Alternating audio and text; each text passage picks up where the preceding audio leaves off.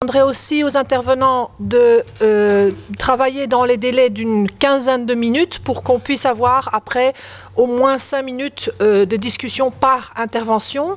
Mais je propose, si vous êtes d'accord, je vous regarde et donc j'ai besoin de votre approbation. Est-ce qu'on peut faire les 4 présentations, communications et ensuite faire la discussion? Comme ça, on peut bien relier les différentes thématiques et voir où nous mène la discussion.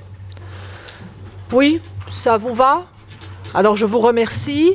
Notre premier intervenant s'appelle Pascal Boucher. Il vient de Lille, en France. Et le titre de sa communication est « Rencontre réelle ou mobilité virtuelle, juste une question de bon sens ».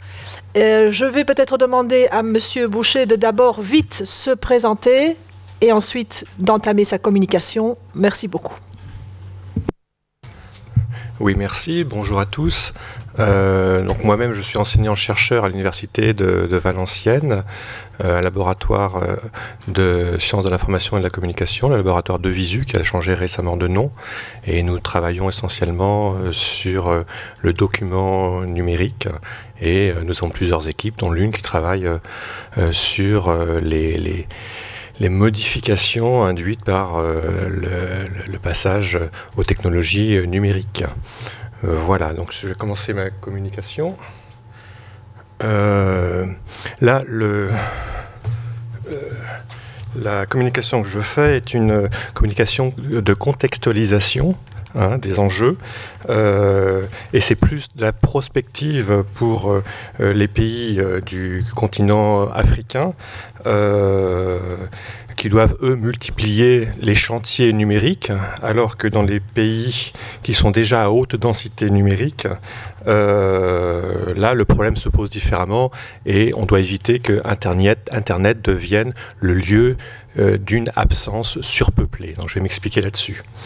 Les prérequis pour une fructueuse intégration de la mobilité virtuelle dans la recherche et développement en communauté francophone, et donc tentative d'ouvrir le champ des questions avant tout, comme je l'ai dit, de susciter interrogation et réflexion. Alors j'ai appuyé, voilà. Donc je distingue d'abord une mobilité réelle phylogénétique et une mobilité virtuelle métacognitive en adoptant la perspective de l'énaction élaborée par Francisco Varela, qui est couplée à la théorie de l'autopoïèse et qui envisage la cognition incarnée. L'énaction, c'est la cognition incarnée, c'est celle qui se construit dans les boucles d'action-perception et donc qui sont dans des corps vivants en interaction. Et c'est un paradigme qui est alternatif à celui de la représentation matérialiste. Et selon cette approche, le phénomène cognitif humain doit absolument prendre en compte la phylogénèse et l'insertion écologique. J'appuie. Alors, je fais appel aux travaux d'Henri Laborie, qui distingue 3 niveaux structurels superposés de la cognition, les pulsions instinctives, une deuxième boucle, les processus de mémoire et l'affectivité, et ensuite l'imagination, le raisonnement, la conscience réfléchie. Voilà un petit schéma qui va vous montrer un petit peu son fonctionnement. Ça, c'est tiré de Laborie 1994. On a le système nerveux primitif, c'est les reptiles, c'est 200 millions d'années, c'est une conscience uniquement centrée dans le présent et pas de différenciation avec l'environnement. Le système limbique, mémoire, apprentissage, là, on a le segment passé, puis avec présent, on rajoute le passé, la construction cognitive du passé, la mémoire, l'apprentissage. C'est là que ça se passe. Et là, on voit la complexification chez le cortex du lapin à l'homme, une complexification croissante. Et ça représente 16% de la masse cérébrale totale aujourd'hui chez l'être humain. Et ensuite, le cortex, l'associativité. Donc ça, c'est 90% de notre cerveau. Et c'est toutes les activités qui sont d'association, de combinaison à la fois du segment passé, présent et futur, et par laquelle notre espèce a pu s'assurer et maîtriser son environnement. Et c'est en boucle, je ne parle pas, là j'ai pas le temps, des PVS, SIA, enfin les systèmes inhibiteurs de l'action et du faisceau de récompense et de la punition. Alors, Et je choisis l'approche de Laborie, parce que celle-ci, bon, ça je ne vais pas en parler, j'ai pas le temps. L'approche de Laborie est très claire avec ces 3 niveaux. Aujourd'hui, on a tendance en neurologie à simplement réduire les 2 premiers niveaux, le cerveau reptilien et le cerveau limbique, à les mettre ensemble, ce qui est à mon avis une grosse erreur, puisque on perd beaucoup dans la compréhension et la capacité de simulation systémique de l'ensemble. Alors, très important, Edgar Morin, déjà en 1980, l'évolution des mammifères Homo sapiens, les développements d'intelligence se font dans la progression de l'affectivité et non pas dans sa régression. Ça, il faut le comprendre absolument. Aujourd'hui, ça a été d'ailleurs prouvé au niveau neurologique récemment, en 95, enfin récemment, il y a encore un certain temps, avec les travaux du neurologue américain Damasio, qui a bien montré qu'effectivement, une décision rationnelle est une décision impossible. Dans toute décision rationnelle, informatique, mathématique, s'il n'y a pas des composantes émotionnelles, ça ne fonctionne pas. Les raisonnements sont faux. Alors j'ai pas le temps, c'est l'hypothèse dite du marqueur somatique qui développe et qui prouve ce rapport. Et enfin, bon, je vais mentionner rapidement l'asymétrie cérébrale. Nos 2 hémisphères n'ont pas la même façon exactement de connaître. Ça dépend des individus, des sexes, enfin, il y a beaucoup de différences. Mais on a un cerveau, pour simplifier, plus analogique et l'autre plus digital. Et donc là aussi, par rapport aux nouvelles technologies de l'information, il faut qu'il y ait un équilibre qui reste entre ces 2 hémisphères, évidemment.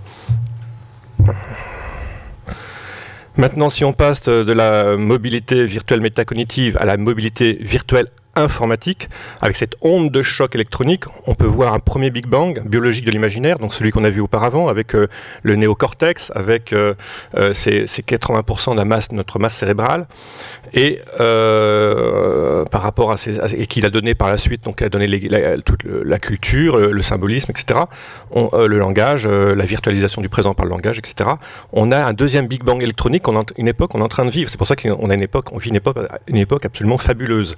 Ça prend part à la 3e boucle d'omniscience, selon Michel Serres, avec par exemple l'exemple le plus facile à retenir, c'est l'externalisation de notre mémoire.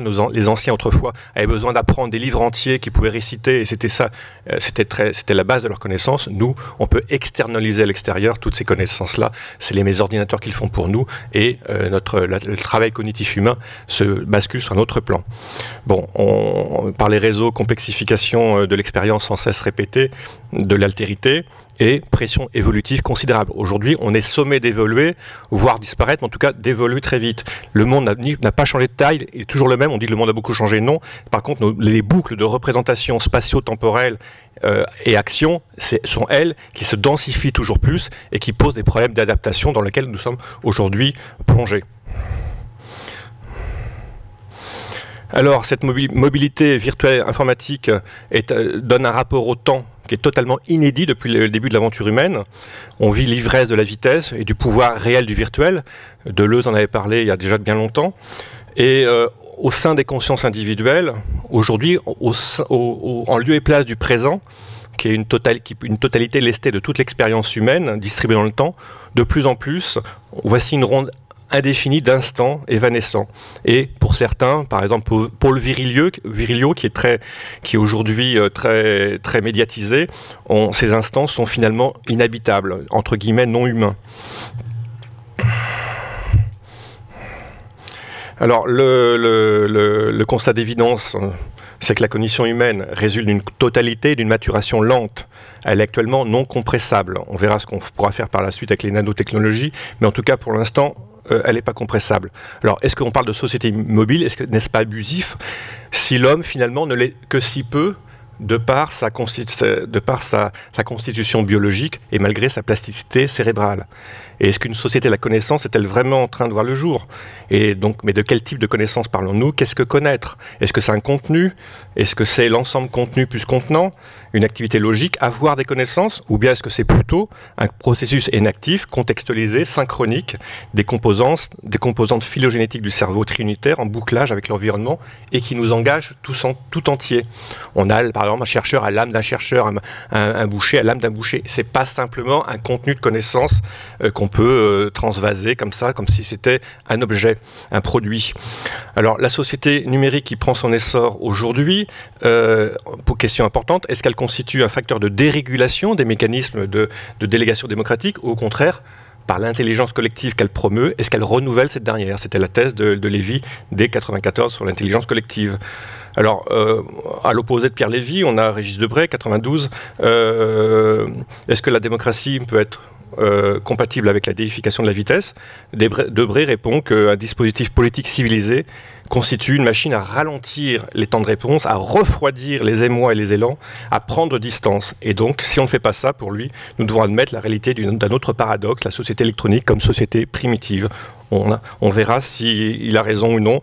Comment éviter cet iceberg, a priori, si inattendu, qui est un risque dans les pays déjà à forte densité numérique. Alors, on passe là sur une autre boucle, celle de l'acuité sensorielle, pour aborder toujours notre question finale. Le corps réagit toujours dans la coprésence agréable ou anxiogène avec l'autre, et la mobilité virtuelle informatique, elle rabote à des degrés divers la plupart des variables communicationnelles. Et en décomposant cette auto-organisation d'individus complexes, elle reconduit évidemment un sens bien cadré, mais qui est abstrait, isolé et complètement décontextualisé. Quels sont les effets possibles de cette décontextualisation?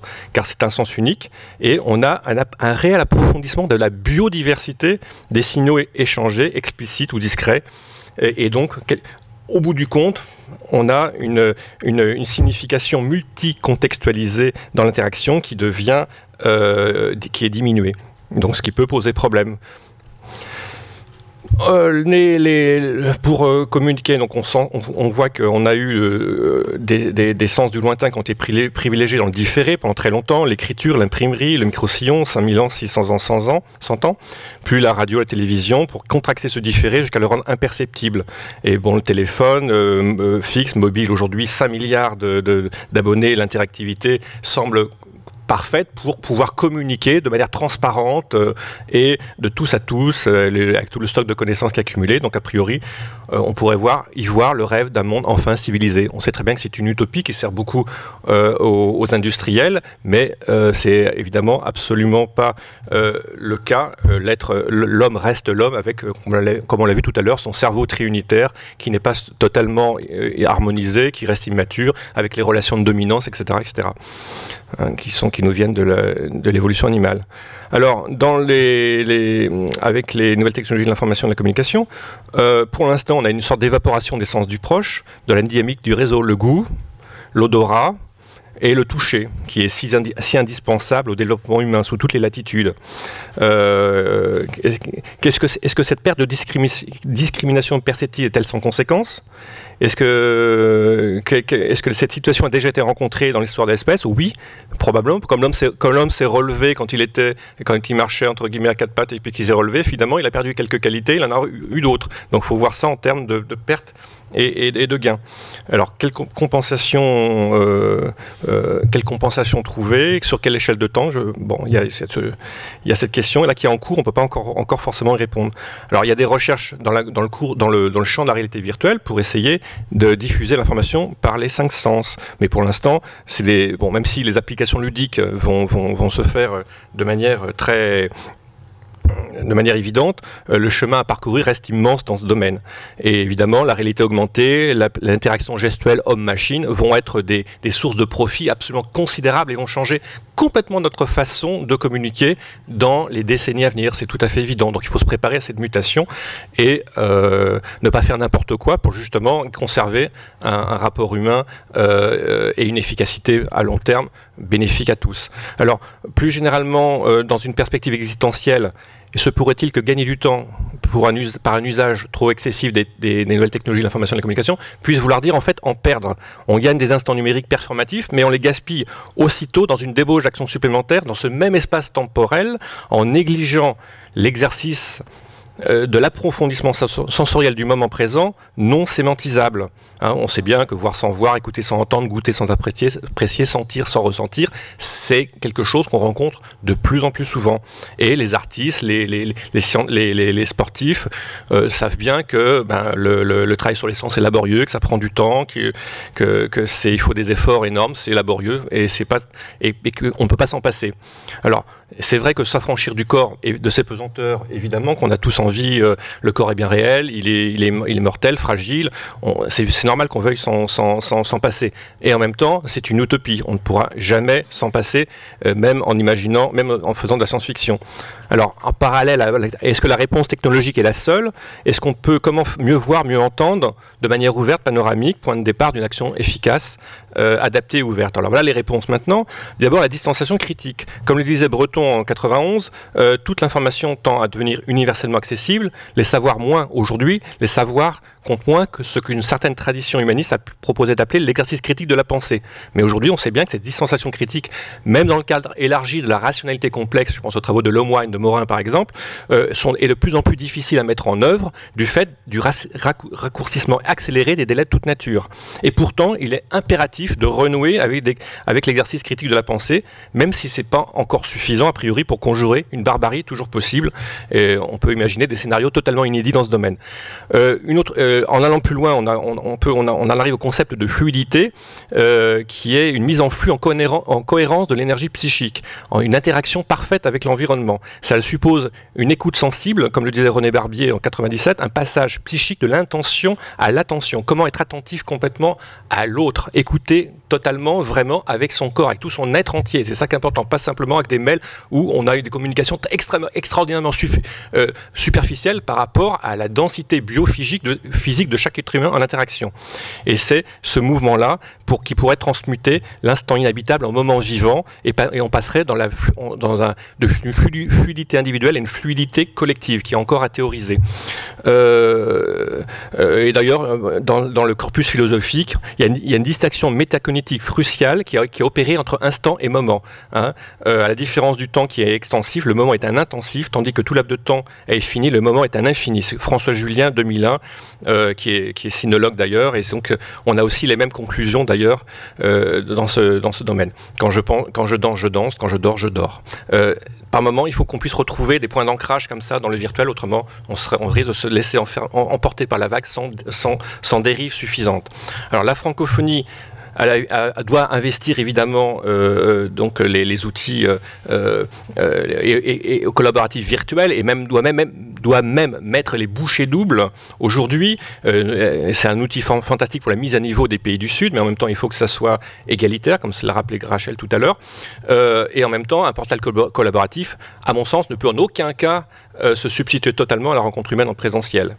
Et en plus, si on veut éviter l'écueil potentiel de la disparition potentielle de l'autre, paradoxal de l'autre dans les nouvelles technologies, sur le modèle de la société des insectes sociaux, il faut au contraire favoriser l'émergence d'hommes conscience véritablement à la recherche de l'autre dans les nouvelles technologies de l'information et de la communication, source de l'intuition créative et d'innovation technologique bénéfique pour tout ça. Pour moi, c'est vraiment très très important. Le plus important, c'est des hommes conscients avant d'être des hommes capables de réduire, d'être réductionnistes dans un tel ou tel domaine. Alors, quelle mobilité en recherche et en développement? Ça suppose quelles valeurs collectives avons-nous donc envie de partager? Par exemple ici, l'Afrique, des pays africains, l'Europe. On a une histoire, qu'est-ce qui nous rassemble historiquement, culturellement, socialement, économiquement et même politiquement? Il faut tout refonder tout ça, il faut renouveler tout ça.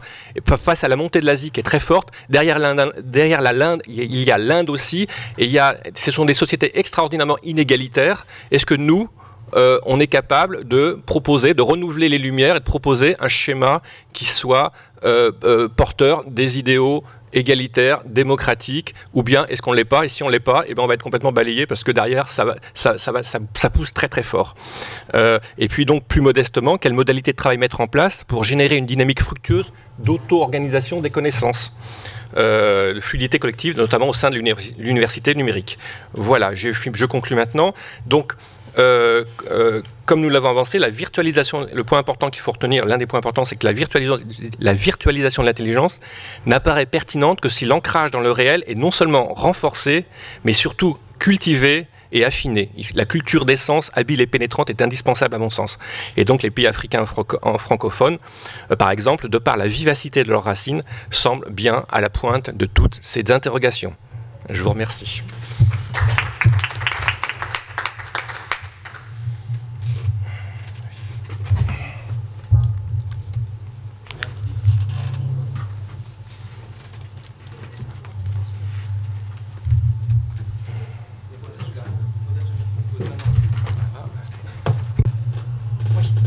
Oui, merci Pascal pour cet exposé. Nous allons continuer sans plus attendre par la communication d'Alain-Joseph Sissao du CNRST de Burkina Faso sur la coopération scientifique et le développement durable, l'environnement numérique de travail comme alternative à la fracture numérique et scientifique du Sud.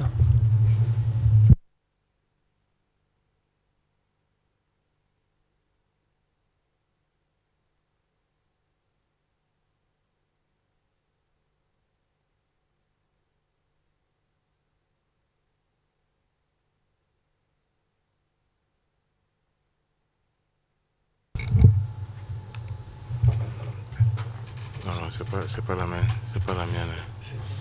C'est pas la vôtre? Non, c'est pas la mienne. C'est pas la mienne. Elle doit être ailleurs. Hein? C'est laquelle? Ah oui, là. Vous cliquez ici, vous choisissez le vôtre. Sur la flèche. Ok, voilà, c'est bon.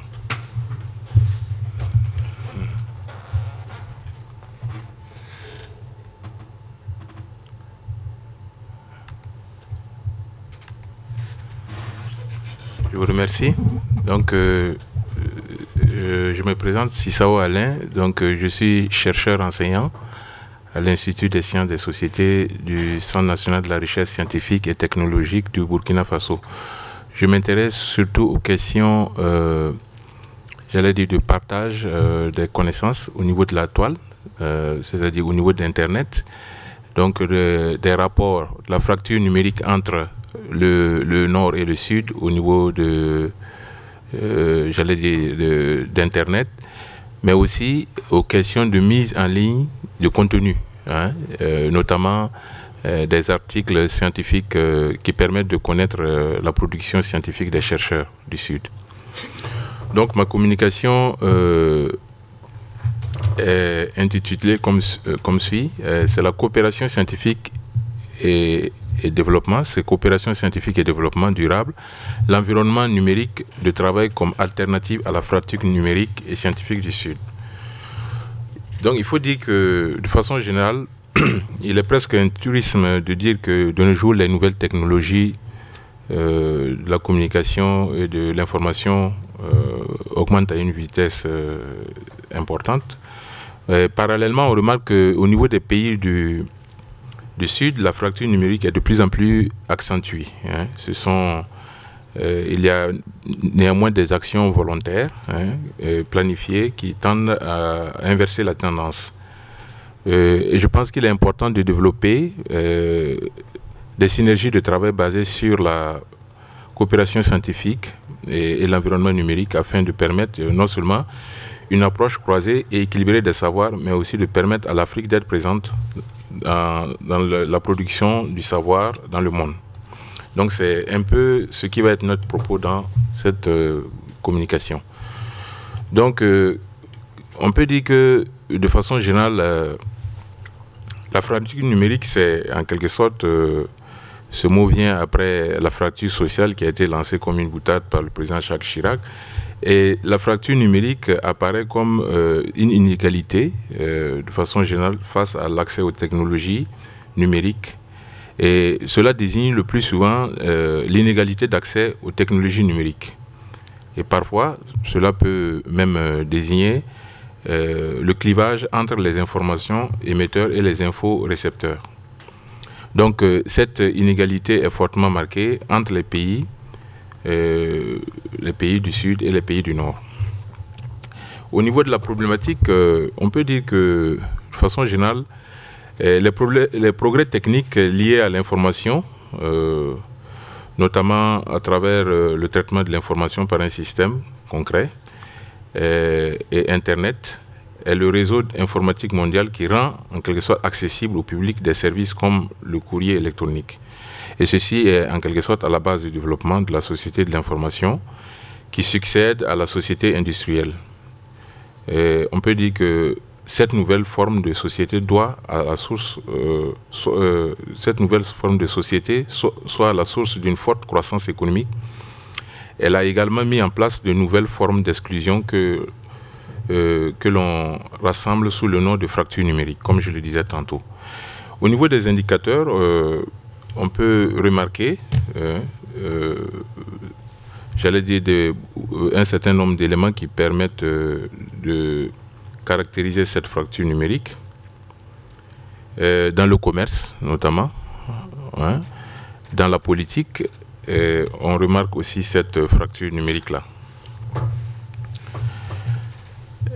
Maintenant, la fracture numérique médiatisée est un argument commercial. Il faut dire que ce constat part de cette constatation, de cette phrase du père François Houta qui dit qu'il faut combattre la croyance messianique selon laquelle relier tout le monde à Internet est une révolution sociale. Et il faut dire aussi que ce n'est pas la technique qui nous a servi, mais c'est le sacré transféré à la technique qui peut être un asservissement. Les inégalités au niveau d'Internet, hein, de façon générale, dans l'architecture du réseau Internet, on a des chiffres qui permettent de montrer ces inégalités, aussi bien en France, où ces inégalités d'Internet peuvent se remarquer, mais aussi, je passe sous silence certains chiffres, mais aussi au niveau des États-Unis, entre noir et blanc, en Suisse, et surtout en Afrique, hein, qui est vraiment, j'allais dire, le point nodal, j'allais dire, de la fracture numérique. Au niveau de l'Afrique, il faut dire que un pays comme l'Afrique du Sud qui se distingue surtout comme la figure de proue en matière de connexion d'Internet. Hein. Il y a d'autres pays, bien sûr, qui sont en train de venir. Donc, ces inégalités s'observent surtout à 3 niveaux, notamment à travers l'accès à un ordinateur, ensuite à travers l'usage d'outils qui ne sont pas forcément simples d'utilisation, et aussi l'usage d'informations issues de ces outils-là. Maintenant, quelles sont les actions que l'on peut mener pour, j'allais dire, essayer de lutter contre cette fracture numérique? Les causes de ces disparités, bon, d'abord au niveau des causes, elles sont nombreuses. On remarque que près de 2,5 milliards de personnes vivent avec moins de $2 par jour. Je pense que la pauvreté est un handicap. Hein. Il faut d'abord bien manger avant de chercher la connaissance, donc ce problème se pose. Ensuite, 20% des plus de 15 ans sont analphabètes. Ça aussi, c'est un problème, hein, l'analphabétisme. Voilà. Donc, il y a aussi, on remarque aussi des grandes disparités numériques entre le nord et le sud de l'Afrique. Ces disparités, j'allais dire, s'observent essentiellement au niveau de certains phénomènes comme l'économie informelle, j'allais dire le fossé entre la ville et les campagnes, hein, au niveau du développement des pays, au niveau de l'Afrique, l'équipement informatique en Afrique qui est avant tout collectif, hein, qui est loin d'être individuel, l'économie de l'occasion. Et souvent, les contenus qui sont proposés sont parfois sont peu adaptés au public. Et enfin, on remarque que près de 80% des utilisateurs d'Internet sont des étudiants et les jeunes qui sont les leviers du développement. Maintenant, des synergies de travail. Ça, ce sont des propositions. Au niveau il faudrait développer bien sûr des synergies de travail pour essayer de remédier à cette situation. Et on peut explorer la coopération scientifique comme une des voies justement des synergies pour le travail. Donc l'harmonisation du travail, essayer d'harmoniser le travail.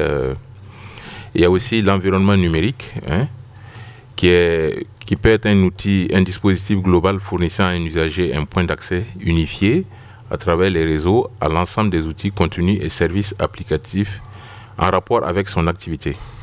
Voilà. Donc c'est en quelque sorte un point d'accès au système d'information de l'administration, de l'établissement ou de l'école. Maintenant, des outils technologiques performants. Donc on peut observer un accès simple et sécurisé. Il y a l'exemple de Net3, qui est une sorte d'intranet qui a été développé en France, qui permet de gérer en ligne la scolarité, d'avoir aussi un agenda personnalisé, de participer activement à la vie sur le campus et aussi de nombreuses ressources électroniques. Maintenant, nous allons essayer de présenter l'exemple,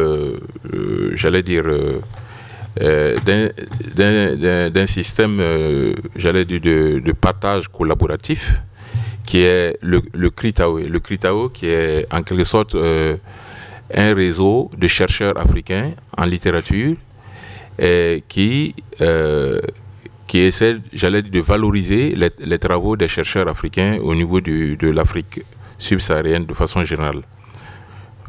Donc ce réseau est un réseau qui a été créé par des chercheurs africains, mais qui est abrité par l'Agence universitaire de la francophonie. Et à l'heure actuelle, ce réseau compte plus de 500 articles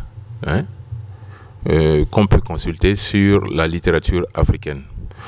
Donc c'est un exemple de travail collaboratif qui est encore à parfaire, mais qui déjà permet de valoriser les travaux des chercheurs africains et qui n'ont pas accès, comme on le sait, très souvent à la toile.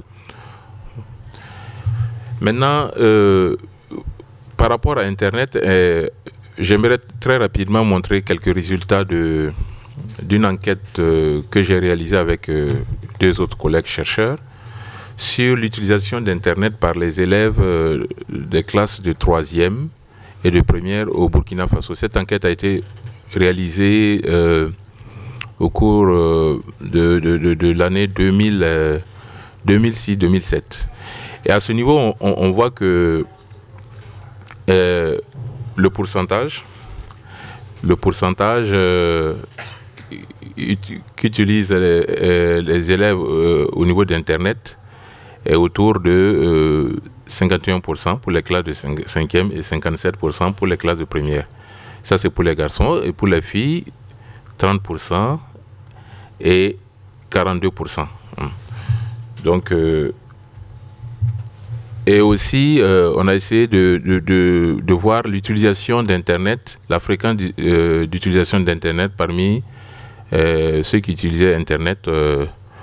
Cela montre que cette fréquence tourne autour de 30%.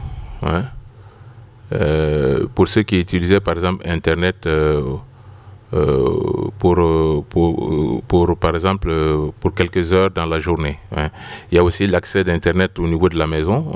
Ça, c'est un accès qui est très faible au niveau des deux autres graphiques. Et aussi, les centres d'accès Internet au niveau des lycées est très faible. De façon générale aussi, on remarque à travers cette enquête que l'utilisation d'Internet était encore, très timide à ses débuts. Et il y a une très faible, une très faible utilisation d'Internet, comme on peut le remarquer au niveau des histogrammes. Et les déterminants qui permettent l'utilisation d'Internet, on a essayé de s'intéresser à ça. Et on se rend compte que les déterminants tournent autour de certains critères, et notamment le besoin d'avoir accès à des connaissances scolaires, mais aussi à des connaissances de façon générale. sur le monde. Donc, pour terminer, comme je le disais, il y a de développement de plus en plus de revues en ligne et au niveau de la, j'allais dire, de la toile, hein, pour les littératures africaines. Et donc, on a quelques j'allais dire, sites ici, hein, de revues qui sont en ligne où on peut avoir accès à certaines informations.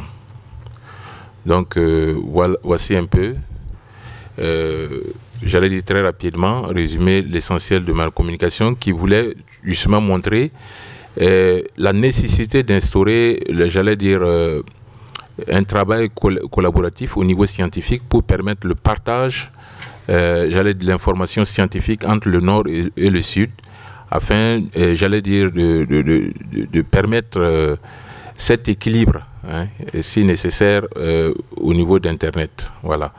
Donc, j'en ai terminé. Je vous remercie.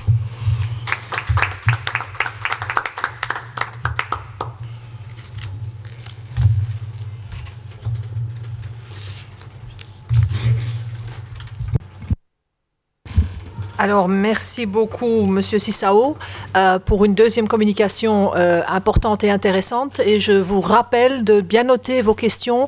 Nous aurons une session de questions et de débats après les 4 communicants. Je demanderai maintenant à Madame Thévio de faire sa présentation. Elle nous vient de Bordeaux, en France, et elle va parler au sujet des entretiens de la liberté, un projet de e-participation sans participants. À vous la parole.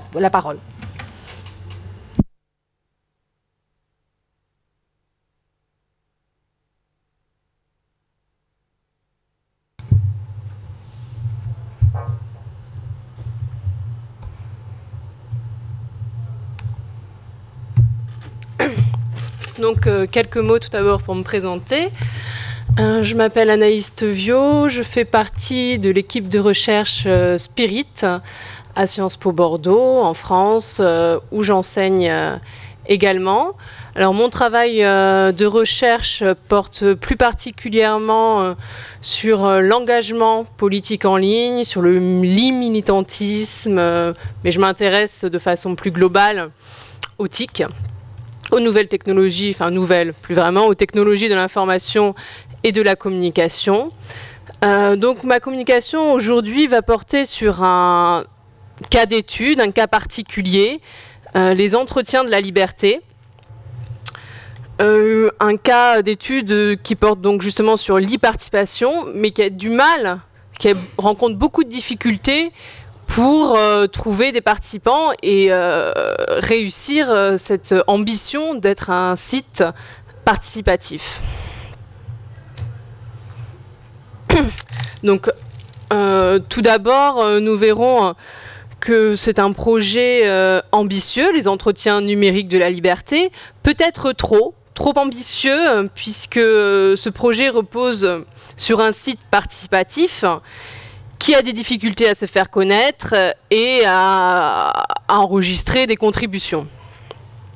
Se pose alors la question d'un échec éventuel, en vue du faible nombre de contributions. Donc je vais essayer de vous donner quelques éléments d'explication de la non-participation. Et enfin, nous verrons quelles solutions on peut envisager pour relancer cette e-participation. Donc, quelques mots sur le projet des entretiens numériques de la liberté pour que vous puissiez comprendre ce projet. Donc, c'est l'association Montesquieu, l'esprit du politique, qui est à l'origine de ce projet. Il est porté par plusieurs personnalités françaises du monde politique ou académique ou même médiatique, comme Alain Rousset, qui est le président du Conseil régional d'Aquitaine, Olivier Duhamel, Pierre Sadran pour le domaine universitaire. Donc l'objectif, c'est un objectif finalement assez ambitieux, puisqu'il vise à briser les barrières qui peuvent exister entre ces mondes, le monde politique, le monde médiatique, le monde académique, le citoyen lambda en général, et donc d'ouvrir le débat sur le politique en général à tous les citoyens. Donc les entretiens de la liberté, c'est tout d'abord des rencontres ponctuelles, des conférences publiques, comme par exemple aujourd'hui, on se rencontre, on discute avec des intervenants qui viennent faire des communications. Donc pour les entretiens de la liberté, c'est la même chose, sur un thème choisi par le public chaque année. Donc cette année, c'était le thème de la peur. Chaque année, un thème est voté. Donc là, on voit encore l'idéal participatif porté par cette association. On peut citer quelques intervenants, peut-être que ça vous parlera, Dominique Schnapper ou Dario Battistella, Jacques Attali, donc des intervenants assez médiatiques pour pouvoir attirer les citoyens pour venir parler et débattre sur le politique.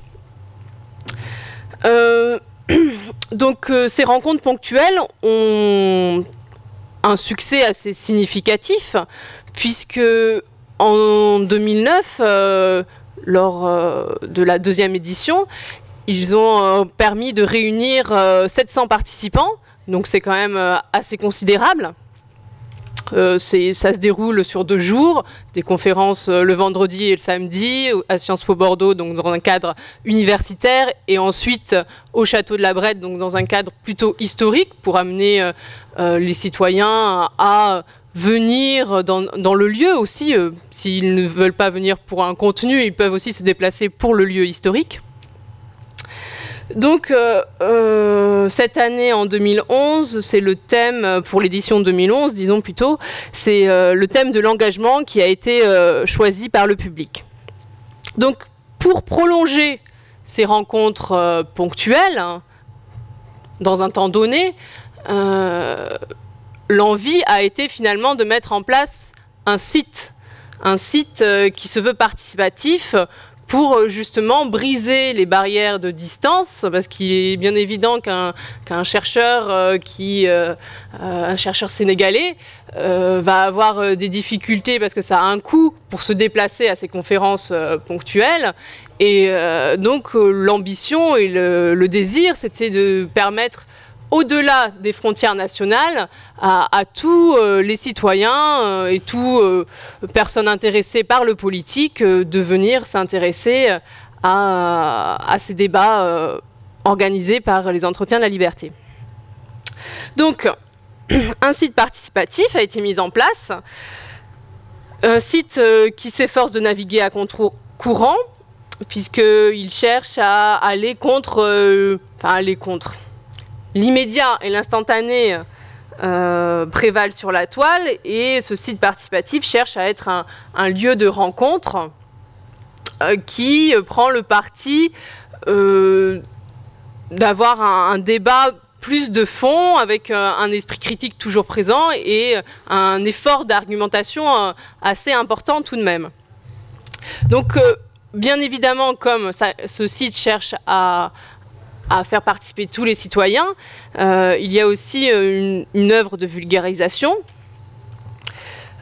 qui vise plus particulièrement les lycéens. C'est dans une démarche pour amener les lycéens à parler du politique, donc les plus jeunes. Et il y a aussi également une plateforme de recherche pour améliorer la coopération entre les chercheurs. Donc là, ils peuvent déposer leurs contributions, leurs réactions, réagir à l'intervention d'un participant alors qu'il n'était pas présent lors des rencontres. Donc là encore, c'est pour briser les distances, que ce soit distances géographiques, économiques, culturelles. Donc, c'est un beau projet avec plein de belles ambitions, mais on se pose des questions sur ce projet qui enregistre très très peu de participation. Alors en 2008, pas de site internet puisque c'était la première année où étaient organisées les conférences publiques. Donc il y avait 700 participants, ça donnait envie aux organisateurs de mettre en place un site. Alors en 2009, 9 commentaires, ce qui n'est pas énorme par rapport au nombre de participants en face à face. Et en 2010, 8 commentaires anonymes, et quand on cherche un petit peu, on se rend compte que c'est en réalité posté par les membres de l'association. Alors, ça n'a rien d'anormal, c'est souvent le cas. Un site, au départ, a besoin d'une impulsion. Pour donner envie de participer, il ne faut pas être le premier. Donc, les membres de l'association ont commencé à poster des réactions. Mais le problème, c'est qu'ils ont été les seuls. Ça n'a pas initié un mouvement de participation. Et enfin, l'espace de recherche, là encore, les organisateurs pensaient que ça allait être un espace de bouillonnement intellectuel, mais ça n'a pas été vraiment le cas, puisque pour l'instant, on a seulement 2 contributions de chercheurs sur l'espace recherche et qui, pour avoir enquêté sur cet espace de recherche, ont été plutôt sollicités. Donc, quand on a un échec, qui est ici assez flagrant, on essaye de comprendre pourquoi. Alors, tout d'abord, Alain en a parlé, on peut penser à la fracture numérique. En France, la situation a un peu évolué quand même. Et donc, même si Internet représente encore un coût et qu'il y a une certaine catégorie de la population n'ont pas forcément accès à leur domicile à Internet, la plupart des Français en tout cas peuvent avoir un accès, même si parfois limité, mais peuvent facilement aller sur un site Internet. Donc se pose plutôt la question d'une fracture générationnelle. Souvent on va dire que les retraités ne vont pas aller sur Internet régulièrement. Je vais passer sur la question des retraités par faute de temps, mais finalement on se rend compte que cette fracture générationnelle n'est pas aussi grande que ce que l'on aurait pu croire. Donc on a plutôt une fracture démocratique, c'est-à-dire au niveau des usages. On a un ordinateur chez soi ou dans son bureau, mais ça ne veut pas dire qu'on va savoir comment aller sur un site internet et qu'on va avoir envie d'y participer. Donc un sentiment d'incompétence, donc là plus particulièrement pour les lycéens qui eux vont avoir un certain frein à contribuer à côté de réactions d'experts tels que les participants qui sont présents lors des rencontres ponctuelles, l'écrit aussi qui peut représenter un frein, la configuration technique du site, puisque la première version du site était très basique, c'était pour simplement lancer un site et voir ce qui se passait, donc c'était un site assez lent. Et on peut aussi se poser la question de l'intérêt personnel. Par exemple, dans le cas de la cible lycéenne, on sait bien que les lycéens sont plutôt familiarisés avec l'outil, donc il n'y a pas une question de blocage sur l'usage du web, mais ils n'ont pas forcément le même usage, ils ne voient pas l'intérêt pour participer à un site qui parle du politique. À quoi ça va leur servir? Ça demande un effort d'aller chercher sur les pages, de réfléchir à ce qu'on va poster, à ce qu'on va dire. Donc il y a vraiment une difficulté. Il y a aussi un manque d'intérêt personnel pour le chercheur. Dans l'espace recherche, poster un article en ligne, maintenant c'est assez... On regarde quel est l'intérêt, est-ce que j'ai un intérêt à poster un article en ligne, qu'est-ce que ça va m'apporter dans ma carrière? Et comme ce n'est pas, évidemment, c'est volontaire, on a peu de contributions dans l'espace recherche. Donc, des solutions ont été envisagées. Rapidement, je vais vous en présenter 2. Donc, un nouveau site. Donc, l'association a pensé que la technique pouvait améliorer l'e-participation. Évidemment, un site trop lent, ça donne pas envie d'y aller. Donc une nouvelle ergonomie, un espace lycéen et un espace recherche pour vraiment cibler sur 2 cibles particulières. Et évidemment, l'animation du forum, puisqu'un site qui n'est pas vivant, qui n'est pas animé, on considère qu'il est mort et ça ne donne pas non plus envie d'aller participer sur ce site internet. Alors là, je me suis amusée à vous mettre les réflexions sur le logo du site internet en correspondant à la question de la nouvelle ergonomie. Donc juste pour information, celui qui a été choisi, c'est celui qui est en bas à droite.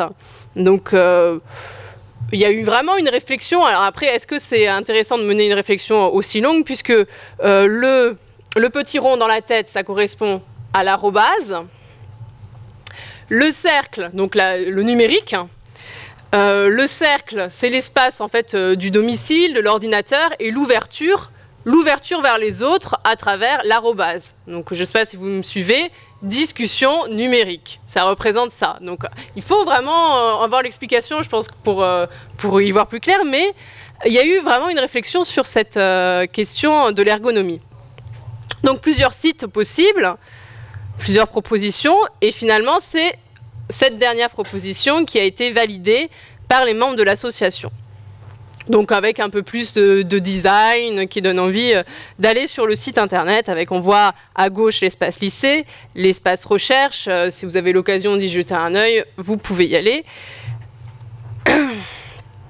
Et une autre solution qui a été envisagée, comme vous le disiez tout à l'heure, on a besoin de rencontres en face à face, d'un accompagnement humain. Le numérique ne peut pas se passer totalement d'échanges de visu.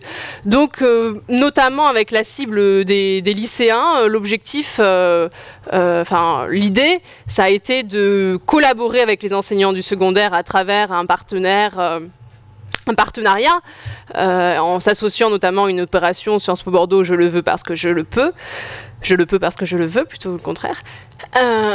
Et donc, vraiment associer les enseignants pour donner envie et accompagner les lycéens sur ce site internet et les aider à participer, au moins au départ, en amont. Et évidemment, ce site internet a été mis en place en 2009, donc ça fait 2 ans maintenant. Il faut du temps. Il faut du temps pour s'approprier l'outil, pour mettre en place de nouveaux automatismes, notamment à travers ce partenariat. Et il faut du temps aussi pour que le site se fasse connaître, parce qu'un site sur la toile, il y en a quand même beaucoup, et c'est difficile de repérer un site et d'aller y participer. Donc on voit bien ici la difficulté de mettre en place des projets d'e-participation, et ensuite dans la pratique, qu'est-ce qui se passe? Parce que les belles ambitions de projets d'e-participation, c'est vraiment louable, mais dans la pratique, il y a quand même des difficultés pour que la participation soit réelle. Merci de votre attention.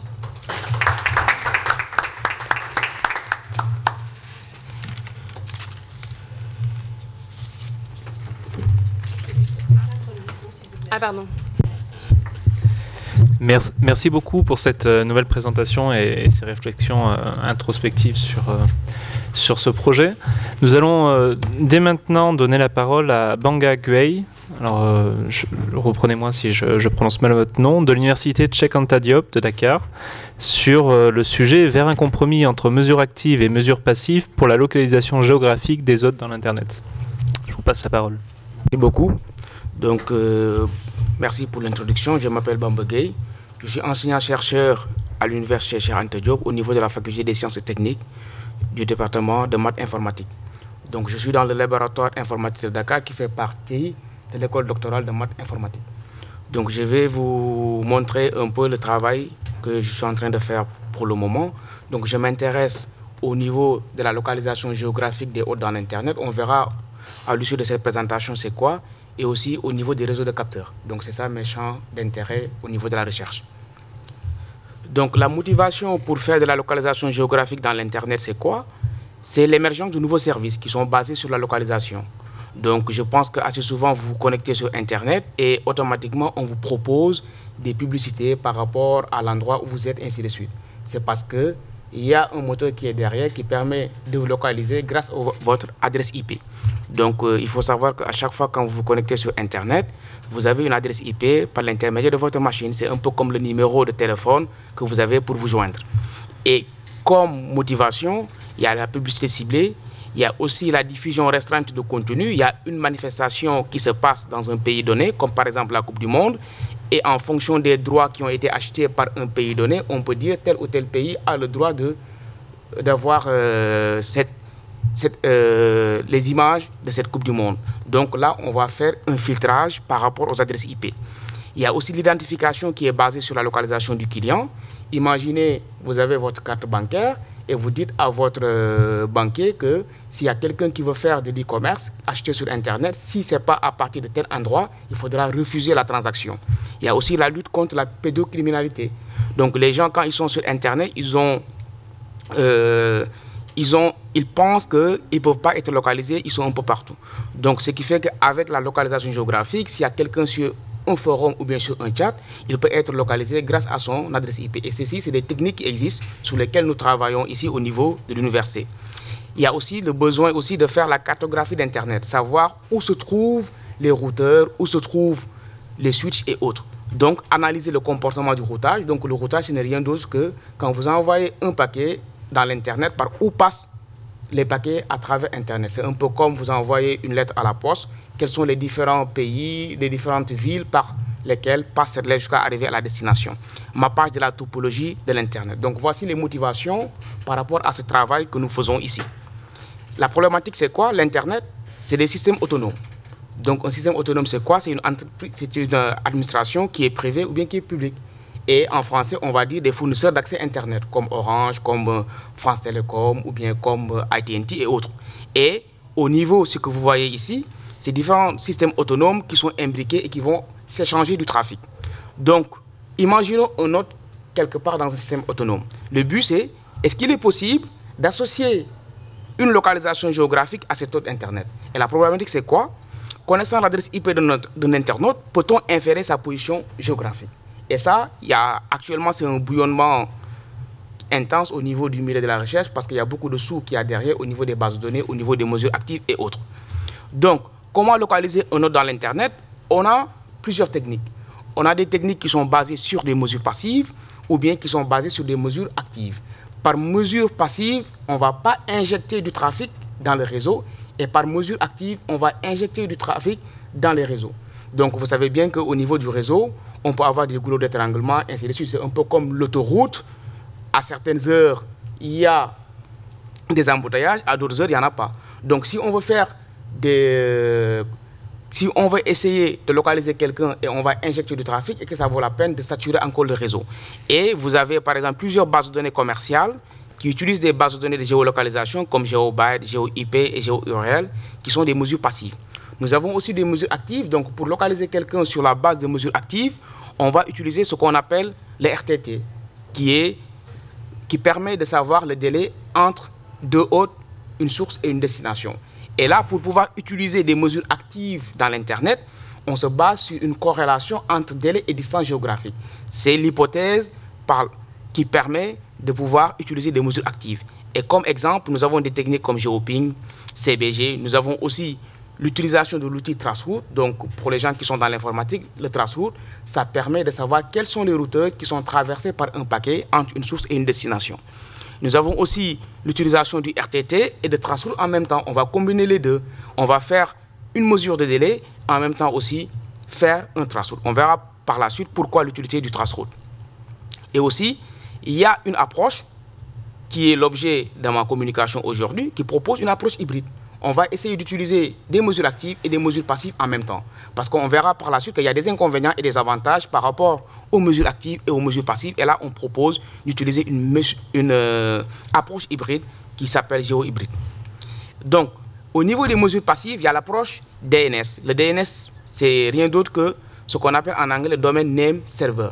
C'est un serveur de résolution de nom DNS. Donc quand vous tapez par exemple www.ucat.sn ou www.efrat.sn, derrière, il y a le serveur DNS qui va faire la translation au niveau du nom vers une adresse IP. Parce que c'est beaucoup plus facile de retenir ucat.sn que de retenir une adresse IP qui est composée par 32 bits, d'où l'utilité de DNS. Donc les gens se sont dit, les chercheurs, pourquoi ne pas incorporer au niveau du nom DNS les localisations des villes et ainsi de suite. Donc ça a été la RFC 1876. Mais les gens n'étaient pas trop motivés pour incorporer ce nom DNS au niveau du routeur. Imaginez Internet, il y a beaucoup de routeurs et c'est un travail fastidieux. Cause pour laquelle cette proposition n'a pas été adoptée. Ensuite, il y a une approche qui est basée sur des bases de données WHOIS, si on traduit en français, qui suis-je, et c'est des bases de données qui sont dans l'Internet. Et on a 5 registres régionaux. Donc on a l'APNIC, l'AFRICNIC, l'ACNIC, ainsi de suite. Donc ce sont des organismes qui gèrent les adresses IP au niveau des régions. Et donc ce sont eux, quand on va venir acheter par exemple un nom de domaine, on va donner comme localisation sa position géographique.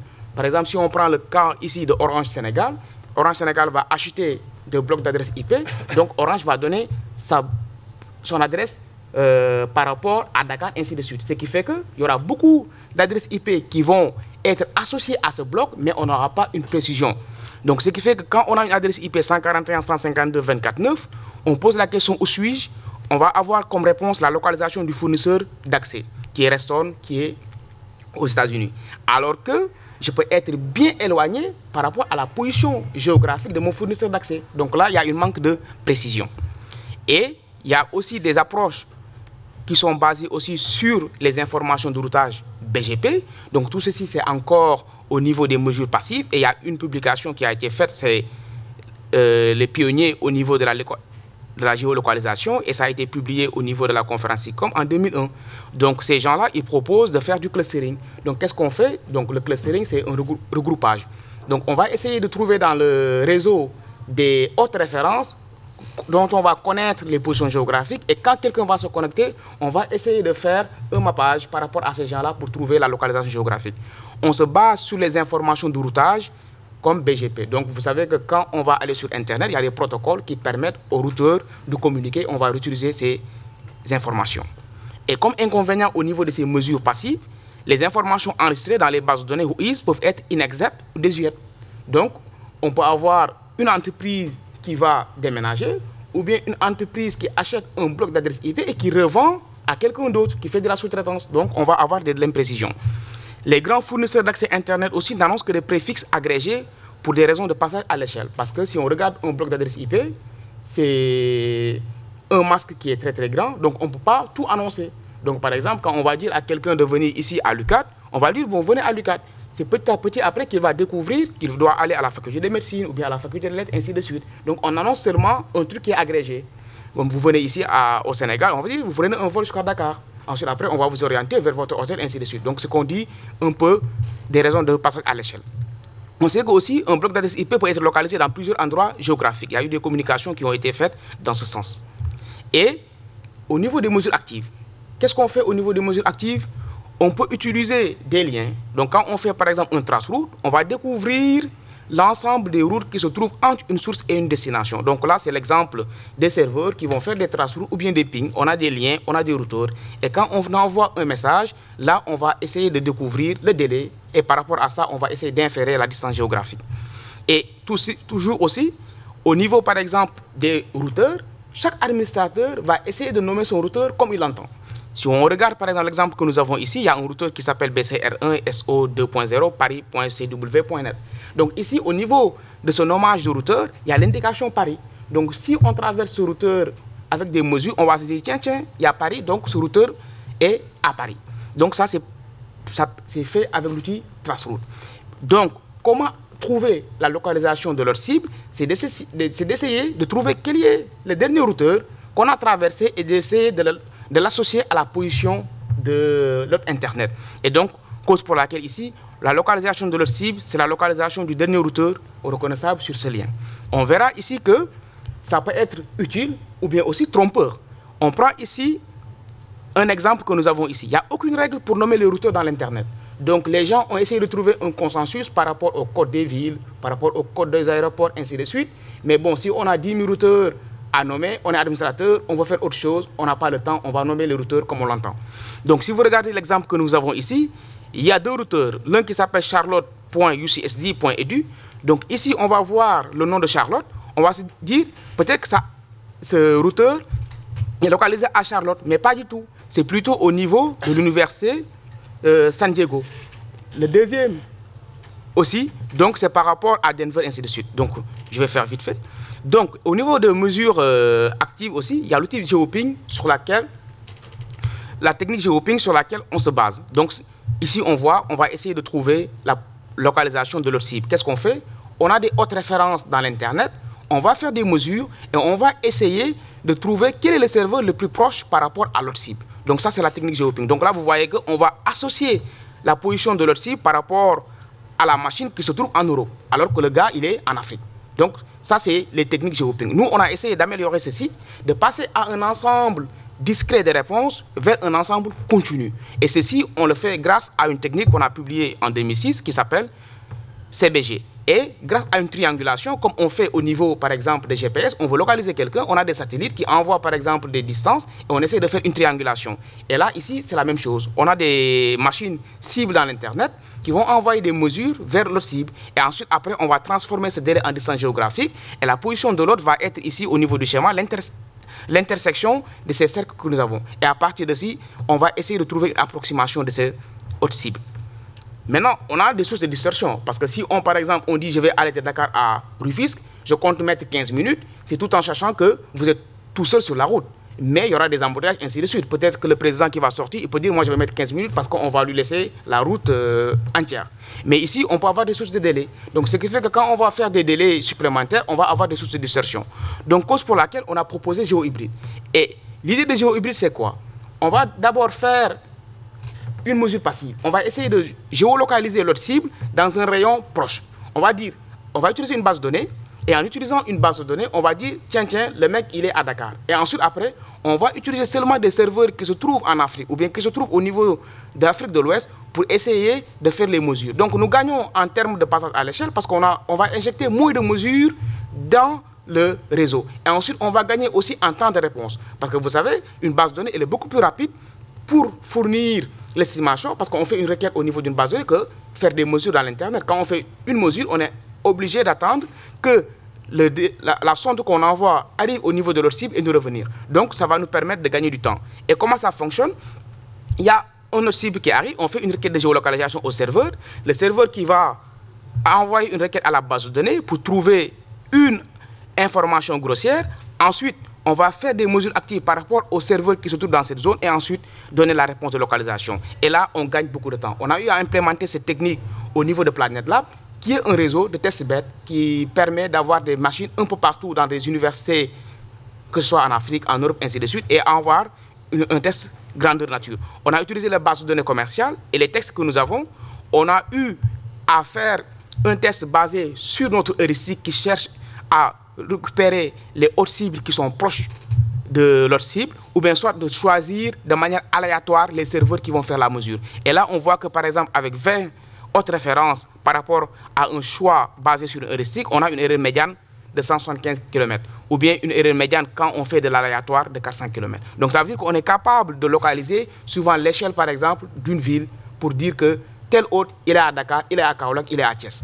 Et GeoHybride permet de réduire le nombre de mesures, en même temps aussi le temps de réponse, parce qu'on va donner une réponse dans un premier temps et essayer de l'affiner.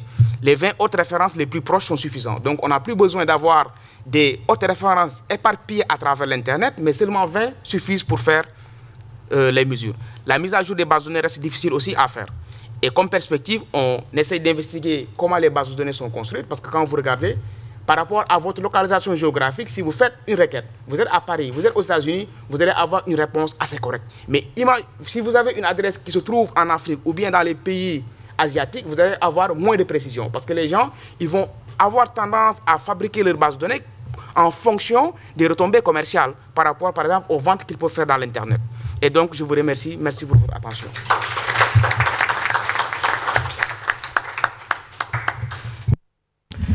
Alors, grand merci aux 4 intervenants de ce matin. Alors, juste pour résumer, c'est très difficile de résumer des communications aussi denses et aussi intéressantes, mais je vais quand même essayer. En vous disant que tout au long des communications que vous avez tous entendues, les intervenants ont souligné les liens qui existent et qui doivent continuer d'exister, homme-machine, mais surtout homme-homme. Qu'il s'agisse de notre cerveau, de nos capacités cognitives, de la fracture numérique, des sites participatifs et même de la localisation géographique. Je demanderai maintenant donc, pour commencer, peut-être 3 interventions du public, 3 questions, 3 remarques.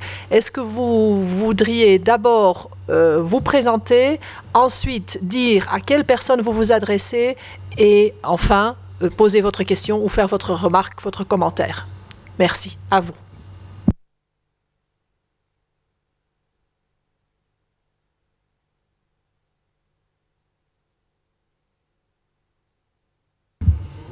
Et veuillez peut-être parler aussi dans le micro, s'il vous plaît. Merci. Bonjour. Je voudrais d'abord remercier la qualité des prestations de nos différents panélistes qui viennent de faire leurs brillantes prestations. Et je voulais poser une petite question au Dr Gaye de l'UCAD concernant son projet. Maintenant, avec la méthode d'identification par IP,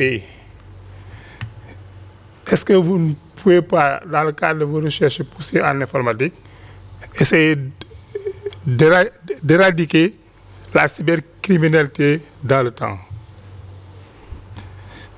Et pour rejoindre le collègue Sissao du CNRS du Burkina Faso, dont son projet est axé sur la coopération scientifique et fracture numérique, je voudrais tout simplement ajouter qu'ici, dans les pays africains, la science souffre toujours dans le domaine de l'équipement technologique comme Internet. Et comme vous le savez, le projet NEPAD pour les pays africains au niveau de la CEDEAO a souffert dans ce domaine-là avec l'échec de la solidarité numérique qui a fait défaut en équipement au Sénégal et en Afrique. Et j'interpelle nos différents partenaires à pouvoir booster ce domaine.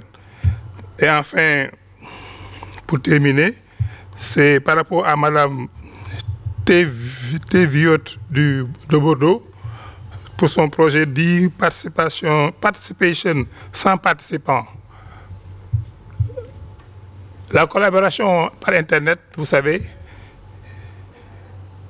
des fois n'est pas une obligation, surtout dans les milieux enseignants et dans le domaine de la recherche scientifique. Ce n'est pas très développé, je veux dire quoi, du point de vue opportunité et enjeu. Parce que si Internet se développe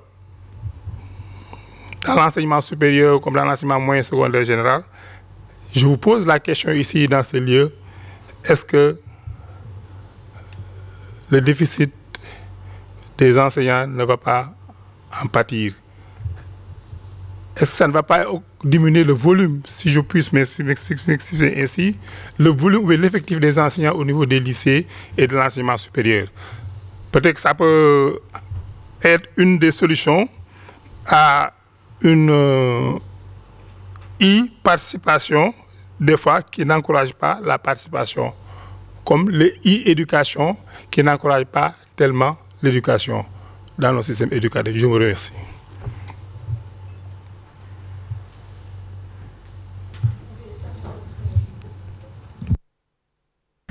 Merci beaucoup. Encore peut-être 2 questions avant de redonner la parole aux intervenants. Oui, monsieur, allez-y. Bonjour à tous. Je remercie de prime abord les panélistes. Je m'appelle Paulin Sarr, je suis doctorant à la faculté des lettres de l'université Cheikh Anta Diop de Dakar. Ma question et ma préoccupation s'adresse à Madame Kamga, l'organisatrice, je pense bien. Donc je voudrais seulement demander la place, par par exemple, de la francophonie, puisque c'est un forum francophone. Déjà, nous avons francophone. La francophonie devrait jouer un rôle important dans ce combat. Donc, je voudrais savoir quand même dans votre feuille de route la place de la francophonie, puisque lorsque nous parlons de francophonie, c'est aussi ce qui existe dans la littérature, dans l'organisation, par exemple, de certaines activités relatives au programme de la francophonie. On ne voit pas réellement la présence de la francophonie. Donc, c'est ça la première question. Et aussi le partenariat que, par exemple, ce grand forum pourrait établir entre les universités africaines, puisque nous parlons du fossé qui se creuse entre les universités du Nord et celles du Sud. Parce que, par exemple, je prends le cas de notre université, Cheikh Anta Diop de Dakar, l'accès à Internet n'est pas effectif. On parle de Wi-Fi dans toute l'université, mais en réalité, on ne voit pas le Wi-Fi. Le Wi-Fi qui est présent dans l'université, par exemple, à la bibliothèque universitaire de l'université Cheikh Anta Diop de Dakar, c'est payant. Lorsque vous avez le Wi-Fi qui est donné gratuitement, un service qui permet aux chercheurs, aux jeunes doctorants, aux jeunes étudiants d'accéder facilement à des données Internet. Lorsque c'est payant, ce n'est pas tout le monde qui a la bourse de se payer chaque jour 5 heures de connexion pour des données qui sont disponibles dans Internet et partout dans le monde qui sont libres d'accès. Donc, je pense que ce forum aussi devrait réfléchir sur les perspectives d'amélioration des conditions d'accès à Internet pour le Sud. Parce que le Nord, je pense qu'il n'y a pas tellement un problème de connexion à Internet. Je pense que cette coopération aussi, on doit réfléchir là-dessus. Et pour Madame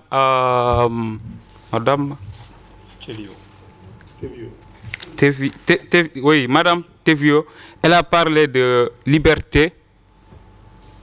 C'est les entretiens de la liberté, un projet participatif de participation sans participation. Est-ce que vous avez pensé une fois peut-être à vous adresser à d'autres contrées, par exemple à l'Afrique, à l'Asie, pour quand même faire avancer ces choses, parce que on n'est pas dans une prison, on n'est pas à Ispahan, dans lequel des eunuques ou bien ce sont les responsables qui sont là pour gérer la prison. Donc il faut quand même s'ouvrir. C'est pourquoi d'autres ne s'intéressent pas au site. Quand le site est vulgarisé, on a quand même un nombre important de participants et d'adhérents aux informations que vous lancez. Vous avez parlé tantôt de 8 commentaires introduits par des membres du club, mais ce sont les membres du club qui connaissent le site. Et est-ce que vous vous êtes ouvert aux autres contrées qui peut-être peuvent participer, même si on a la distance? Merci beaucoup. Merci beaucoup. Est-ce qu'il y a une dernière question pressante? Oui, allez-y, monsieur. Merci, je remercie tout le monde. Je suis Jim Dramé, professeur d'arabe à l'Institut islamique de Dakar, ici au Sénégal. Je voudrais poser une petite question à Alain Cissao. Alain nous a parlé des inégalités entre les pays du Nord et les pays du Sud. Mais on parle peu des inégalités entre les pays du Sud eux-mêmes. Et selon vous, est-ce que faudrait-il pas se soucier, régler la question d'abord entre les pays du Sud et avant de se focaliser sur les inégalités entre les pays Nord et Sud? Deuxième question, toujours à Alain. Vous parlez de l'Internet au milieu scolaire. Alors, au Burkina Faso, alors sur ce plan, y a-t-il une bonne politique pour encadrer les élèves, pour éventuellement éviter certains dérapages, certaines dérives, surtout qui peuvent influer négativement sur nos valeurs. Et puis ensuite, on sait que l'Internet, on ne doit pas prendre tout comme bon à consommer. Je dis parce que moi, j'ai fait un mémoire de maîtrise sur la littérature arabe. Et en la personne d'un littéraire très connu dans la littérature arabe qui est Dr Taha Hossein, il est égyptien. Alors, mais j'ai étudié beaucoup de livres qu'il a écrits lui-même et des livres écrits sur l'homme. Mais si on visite l'Internet, on trouve vraiment des informations qui ne sont pas du tout exactes. Donc, est-ce qu'il y a une bonne politique chez vous pour encadrer les élèves là-bas au Burkina Faso? Une toute dernière question à Mme Anaïs Tchevio. Je pense qu'elle parle de l'un de vos objectifs, c'est d'essayer de faire participer les lycéens aux choses politiques, si je comprends bien votre intervention. Est-ce que cela signifie que en France actuellement, et éventuellement peut-être, y a-t-il un désintéressement total des lycéens par rapport aux choses politiques? Est-ce que les élèves, et si oui, cela veut dire que peut-être il y a un échec des politiques? Et quelles seraient donc les conséquences? Merci beaucoup. Merci beaucoup à toutes les personnes qui ont posé des questions. Je vais maintenant demander, peut-être qu'on peut commencer par vous, Alain, et puis aller de suite à chacun de répondre. Merci. Merci. Donc, je remercie les différents intervenants pour leurs questions. La première question de monsieur Pape Mbaye, Faye, pardon. Oui. En fait, bon, c'est une remarque. Ce que vous dites est tout à fait juste, parce que effectivement, la science souffre toujours au niveau du Sud. Ça, c'est une réalité. Et je pense que l'exemple que vous avez donné par rapport aux espoirs qu'on avait fondés pour le NEPAD, notamment au niveau de l'équipement numérique, s'avère quelque peu décevant, c'est vrai. Donc il y a des choses qui sont parfois annoncées et qui ne sont pas, j'allais dire, complètement exécutées, ou bien en tout cas soutenues. Donc le cas au niveau du NEPAD, je pense que il faudrait peut-être essayer de relancer j'allais dire, cette question-là dans ce cadre-là. Oui. La question maintenant de M. Jim Dramé. Oui, effectivement, les inégalités. C'est vrai, les inégalités nord-sud, ça c'est la plus grande inégalité au niveau de la fracture numérique. Mais effectivement, il y a des inégalités au niveau des pays du Sud en Afrique. Comme je le disais dans ma communication, c'est l'Afrique du Sud qui sort du lot, avec les plus grandes connexions Internet. Je pense qu'il y a d'autres pays qui suivent. Le Sénégal, quand même, est un pays par rapport à d'autres pays aussi de la sous-région qui n'est pas en reste. Le Sénégal est bien outillé. Et à ce niveau-là. Donc, je pense que le dernier pays en date qui devait être connecté à Internet, ça a été l'Érythrée, et ça a été fait. Autrement, presque tous les pays africains ont une connexion Internet actuellement. Maintenant, c'est une question de débit. Le débit est souvent très faible. Et avec un faible débit, on ne peut pas travailler. On espère qu'avec le câble sous-marin, les choses vont pouvoir être, j'allais dire, améliorées. Maintenant, par rapport à la recherche que j'ai effectuée sur l'utilisation Internet par les élèves de 3e et première dans certains établissements scolaires de la ville de Ouagadougou, c'était une recherche au départ qui était destinée à cerner les habitudes de lecture des élèves.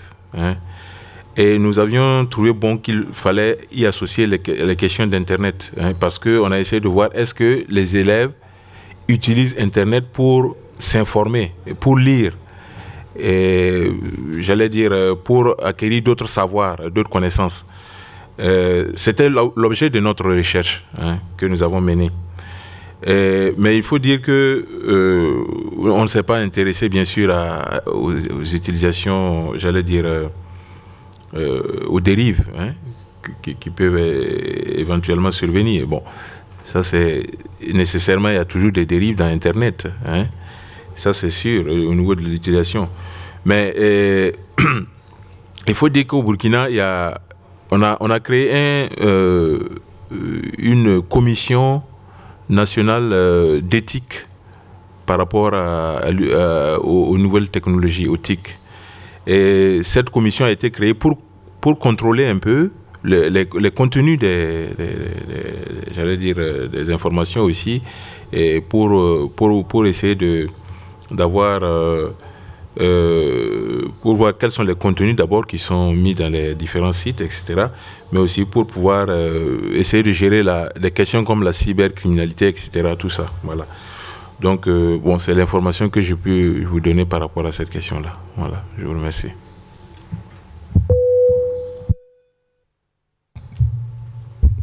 Merci pour votre question, M. Faye. Donc, concernant la lutte contre la cybercriminalité, c'est fort possible d'utiliser des outils de géolocalisation pour découvrir les gens qui sont derrière les machines, les pédophiles et autres.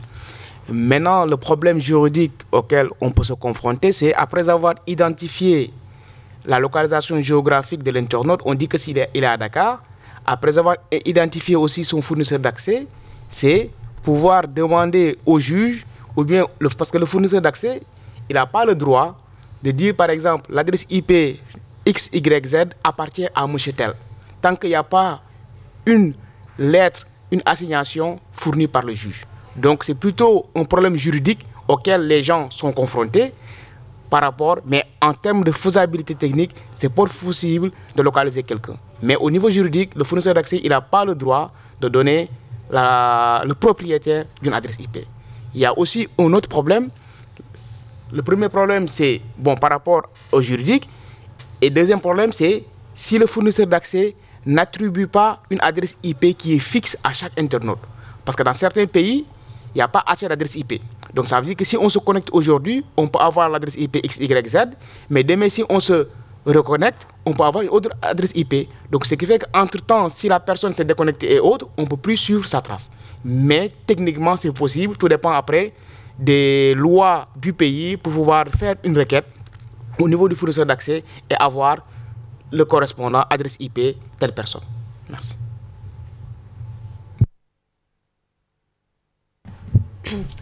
Alors, je suis ravie que ma communication ait entraîné tant de questions. Donc, merci pour vos questions. Je vais d'abord répondre à la première question, celle de M. Pafaye. Donc, je pense que vous avez tout à fait raison de parler de déficit des enseignants dans le cas d'une formation à distance. Beaucoup de chercheurs se posent, travaillant sur l'e-éducation, se posent ces questions. Est-ce que l'ordinateur va remplacer l'enseignant? Est-ce qu'on va avoir moins d'enseignants parce qu'on a des portails collaboratifs, des portails numériques? Dans le cas de ce projet des entretiens numériques de la liberté, le raisonnement est différent puisqu'il ne s'agit pas du tout ici d'un projet de formation à distance. L'objectif n'est pas de remplacer les enseignants. Au secondaire, les lycéens n'ont pas forcément d'intérêt pour le politique, et donc c'est simplement les amener à s'intéresser aux politiques. Au lycée, les lycéens n'ont pas non plus de cours portant spécifiquement sur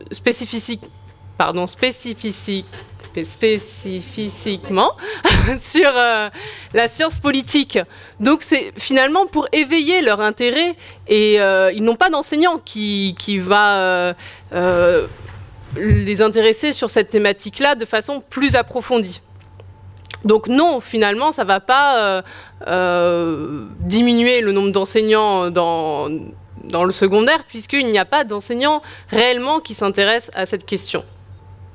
Voilà. Donc je pense que j'ai répondu à la première question. Concernant la seconde question sur l'ouverture sur l'Afrique, évidemment, mon propos était centré sur la France, parfois même, je dirais, sur l'Aquitaine, donc ça peut vous paraître un peu loin, mais je me présente ici en tant que chercheuse, et donc je mets une enquête, je constate ce qui se passe sur le site internet, et ce n'est pas de ma volonté qu'il n'y ait que 9 contributions, que 9 commentaires, ça ne dépend pas du tout de moi. Donc évidemment, maintenant, je ne suis pas non plus là pour promouvoir le site, mais puisque vous connaissez l'existence de ce site, en tant que Sénégalais, en tant que citoyen, en tant que personne intéressée à la politique, bien évidemment, vous pouvez participer au site internet. Au contraire, il est ouvert à tous. Il n'y a pas de restrictions sur un pays. Voilà, donc la question, je ne sais pas si je l'ai bien comprise, mais en tout cas, l'ouverture, elle est là. C'est juste dans la pratique qu'elle ne se fait pas. Voilà. Alors après, concernant la troisième question au sujet du désintéressement des lycéens français sur l'actualité politique, je ne crois pas, mais là je m'avance peut-être parce que je n'ai pas fait de recherche spécifique sur ce sujet, mais que les lycéens se désintéressent totalement du politique. Alors on parle aujourd'hui souvent de retrait du militantisme chez les jeunes, mais l'actualité en France nous montre bien que sur la question notamment des retraites, je ne sais pas si vous en avez entendu parler, il y a eu des manifestations et les lycéens ont participé à ces manifestations. Donc on voit bien qu'ils ont un petit intérêt au moins pour l'actualité politique et qu'ils vont même défiler dans la rue. Après, je crois qu'il faut tout est à relativiser et à étudier. Il faudrait se plonger de façon plus intense sur cette thématique de l'intérêt du lycéen sur la politique en général. Mais la particularité de ce site, c'est qu'il ne s'intéresse pas qu'à l'actualité politique et qu'il cherche à amener les lycéens à avoir une réflexion et à exercer leur esprit critique. Et c'est peut-être là le problème, plus que la thématique qui peut freiner certains lycéens, c'est vrai, mais le fait même de s'exprimer sur un site internet qui leur demande une certaine réflexivité et réflexion. Voilà. J'espère avoir répondu à vos questions.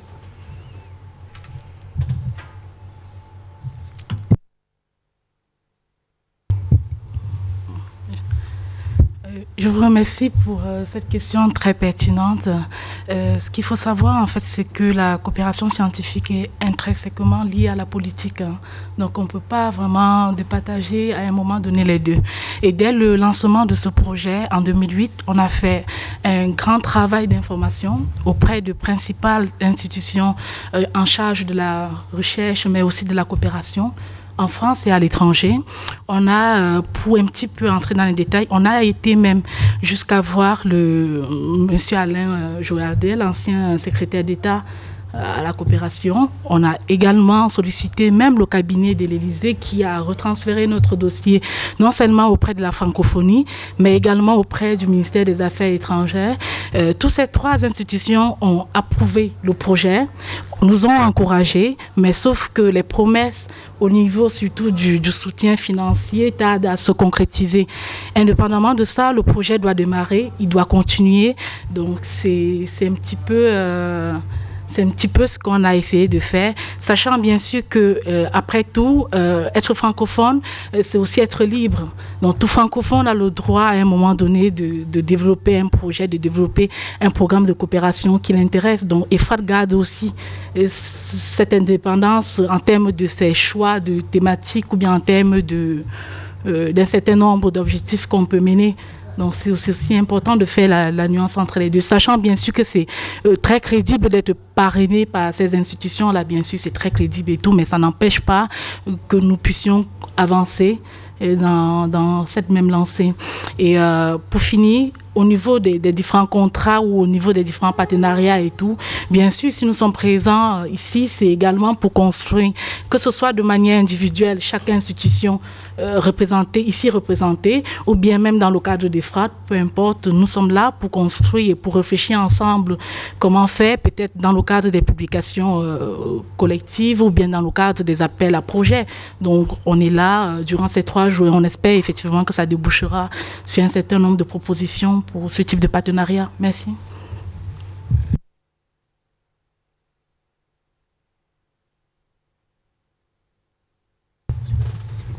Merci beaucoup. Je pense qu'on en a terminé pour cette première session. Donc je tiens à remercier tous les intervenants pour leur communication et le public pour les questions qui ont suivi et leur attention. On va réorganiser un tant soit peu le programme puisque la table ronde qui était prévue ensuite va finalement être déplacée à 14h, je crois. Et ça nous permet d'aller déjeuner dès maintenant. Voilà. Donc je crois qu'on peut applaudir une nouvelle fois tous les intervenants.